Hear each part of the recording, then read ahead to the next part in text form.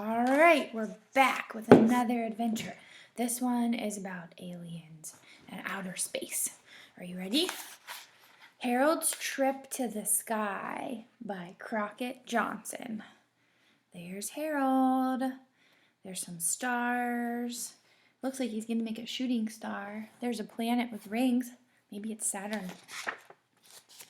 All right, you're going to notice that on this page there's going to be some dark pages like this because it's going to be nighttime and he's going to be in outer space. In outer space, even in daytime, it's still black. All right, here we go. One night, Harold got up, made sure there was a moon so he wouldn't see things in the dark, and went to get a drink of water. He wondered about things that people see in the dark and where they came from. He was glad he couldn't see them in the moonlight. Suddenly, he realized that he didn't see anything at all in the moonlight. There was nothing to see. He was in the middle of a desert. Oh, do you know what a desert is? A desert is where there's no water and lots of sand, and it's really, really hot. All right. Okay, here we go. No wonder he was so thirsty, but luckily he brought his purple crayon, and he knew where to find water on a desert. You know what kind of tree that is. Just like the Chicka Chicka Boom Boom tree. There was always a pool of water somewhere near a palm tree. Harold drank deeply. There's nothing like drinking nice, cool water on a desert. But there wasn't much else to do on a desert, Harold realized as he looked around, except maybe play in the sand. Then he remembered how the government has fun on the desert. It shoots off rockets. Oh boy, here comes Harold's rocket ship, I have a feeling. I know some of you would be really good at drawing rocket ships. Look, it's just a rectangle with a triangle on the top and then some fire coming out of the bottom. You can totally draw that.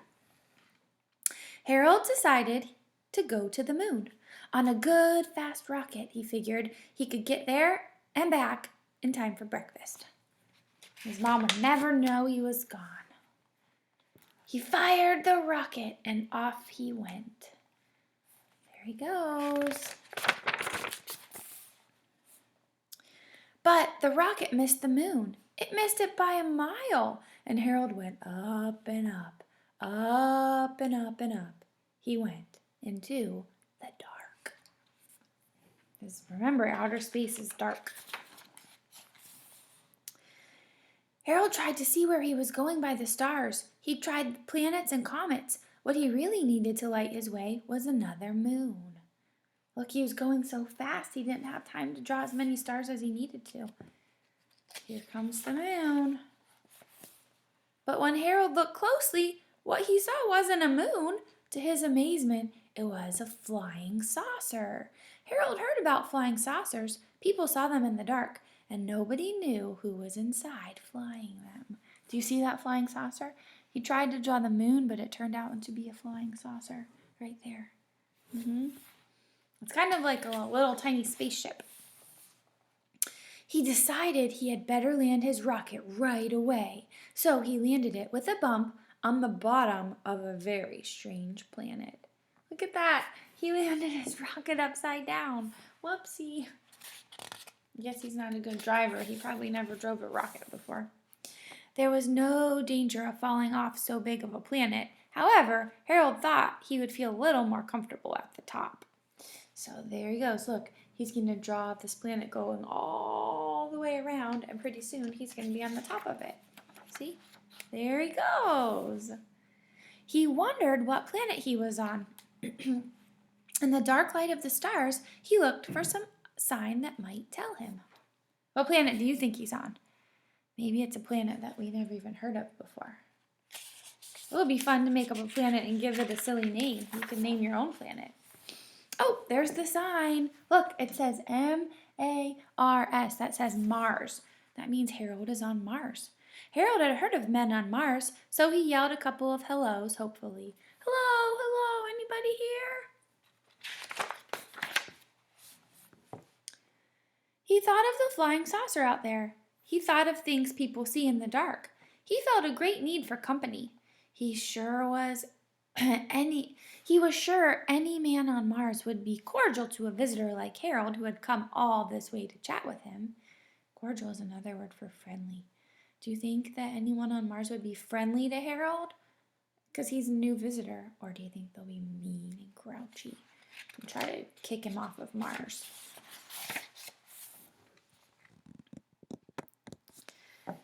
He had to draw on his scanty knowledge of what a man on Mars looked like. But his looks wouldn't matter in the dark, so Harold didn't care much what he turned out to look like. Harold never saw a man on Mars, so he didn't really know how to draw him. Wonder what your man on Mars would look like. I bet it's going to be a really cool looking alien. Look, so far he has spiky hair, and I don't know if those are going to be his arms or what. Let's find out. Oh, they're definitely his arms. Look how many arms. Oh my gosh, let's count them. Ready? 1, 2, 3, 4, 5, 6. Oh, that's so cool. He drew his alien with 6 arms. If he only had 2 more arms, he would be like an octopus. All Harold wanted to know was there was some sort of friendly face close by, even if he couldn't see it clearly in the dark. Harold was lonely. He just wanted a friend. Then all of a sudden, Harold did see it clearly. It was the face of a thing. Uh-oh. He didn't even know what he was drawing. Oh, looks like his legs are like a ship. Can you see that? He doesn't have any legs, but he has like a boat on the bottom. It was a thing people see in the dark, and it was sitting in a flying saucer. Oh, that's what it was. He's sitting in a flying saucer. Look at Harold's face. What does that look like to you? Does he look happy to see a thing in a flying saucer? No, he looks scared. You know what he did? He ran away. Didn't you see his foot? He's running away.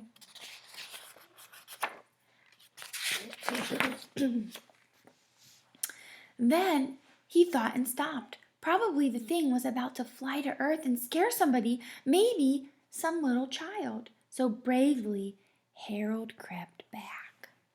He was going to do something and stop the thing. He approached on tiptoe so the thing wouldn't hear him, and he reached out with his purple crayon, and he put a completely damaging crack in the flying saucer. Oh, look at that. Now the thing won't be able to fly because his saucer's broken. Before the thing could grab him, he was off again, chuckling triumphantly. He ran as fast as he could into the dark. Happily, most of the way was downhill. He hoped he wouldn't fall head over heels. He arrived safely, heels over head, at the bottom of Mars, where the rocket was. But by this time, Harold had enough adventure and he wanted to go home a reliable way. He's not going to use his rocket. Oh man, look what he's going to do. Look, he's grabbing onto stars. Do you think he could get the whole way home grabbing onto stars? Let's find out. Oh, he recalled that the best way to wish is on a good, big shooting star. Oh, he's going to make a wish. I see. Instead of wishing, it occurred to him that at the last moment to just jump aboard. Do you know what a shooting star is? Most of the stars just stay still in the sky and they never move and they stay there forever and ever and ever. But some stars are special. They're called shooting stars and they move across the sky and you can see them flying across the sky like a rocket. Because you know stars are made of gas. So when the gas burns, then some of those shooting stars can zoom across the sky. So Harold decided he was going to jump on and get a ride back to Earth again. Look at this. I don't know if I would like to ride on a shooting star. That might be a little scary. He shot right down to Earth where he made a neat 2-point landing. He hadn't passed the moon on the way and he wondered what happened to it. It wasn't around anywhere. Then he realized the night was just about gone and it was time for the sun to come up, and he was hungry. The sun appeared right on time. It came up big and bright. Harold remarked that it was going to be a nice day. Nobody was ever bothered by flying saucers and things in the sunshine. Did you notice that sometimes during the day things don't bother you, but sometimes at night in the dark it gets a little bit scary? That's just our imagination playing tricks on us, huh? But for a startled moment, he thought he saw a flying saucer. It was on the horizon, looking as if it had just come in to land. He was mistaken. It wasn't a saucer. It was an oatmeal bowl. He thought that was the flying saucer. That's too small to be a flying saucer, though. As he got closer and closer and closer. He must have been hungry. What would you put in your breakfast bowl? I put eggs in mine. Harold put oatmeal in his. What would you put in yours? Makes me hungry. Harold happened to like a hot breakfast, so he quickly drew up a chair. Look at that. Looks like some sugar and some milk and some oatmeal. Looks pretty yummy. And he sat down to eat. The end. That was a good adventure. Okay, so the next adventure is called Harold's Circus. And this is the last adventure of the book. So far we've had Harold and the Purple Crayon. That was just a regular one where he went on an adventure. I remember he found an apple tree and he drew a dragon to guard the apple tree. And then he was riding in a boat and then a hot air balloon. So we had that one. And then we had Harold's Fairy Tale, where he had to figure out what was wrong with the enchanted garden. So he went to see the king and he found out it was a giant witch. And he scared her away with mosquitoes. And then we just had Harold's Trip to the Sky, where he was in the desert and he blasted off into the moon on a rocket, but he missed the moon and he landed on Mars and he saw a crazy alien, and then he came back home on a shooting star to have some breakfast. And the last one is going to be Harold's Circus. So far, here we go. So far, which one has been your favorite one? We have Harold and the Purple Crayon, Harold's Fairy Tale, and Harold's Trip to the Sky. If you like drawing pictures with your purple crayon or purple marker, I want you to draw yourself flying on a rocket ship to a cool planet, and then maybe you can draw an awesome alien too. Maybe your alien will be friendly alien instead of a scary alien. All right, I hope you are having a great day, and I will get Harold's Circus read to you very, very soon.